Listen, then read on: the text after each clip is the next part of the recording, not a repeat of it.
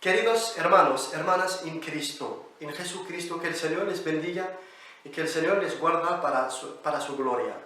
Soy su hermano Rashid, soy un siervo de Dios, he venido de Argelia y estoy aquí en Europa y quiero dar un llamado hoy para cada una quien está mirando a esta película, para que nos apoyen en oraciones. Estos tiempos son tiempos difíciles en Argelia, en la iglesia de Argelia. El gobierno ha cerrado 2 iglesias y nos están amenazando para cerrar más iglesias. También hay 2 hermanos que están amenazados de entrar al cárcel por el Evangelio, por ser cristiano.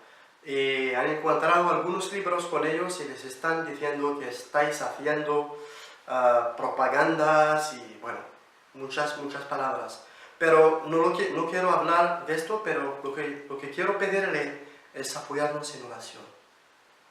Es llamar al Dios Todopoderoso, el Dios fiel, el Dios quien está obrando en Argelia con poder, con amor.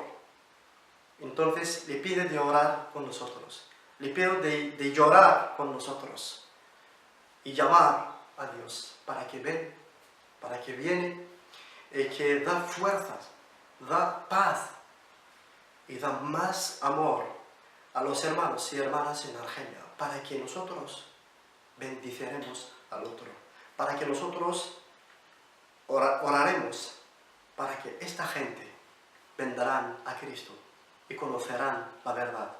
La Biblia dice, conoceráis la verdad y la verdad os hará libre. Que el Señor le bendiga muchísimo en Cristo. Amén, su hermano Rashid. Gracias.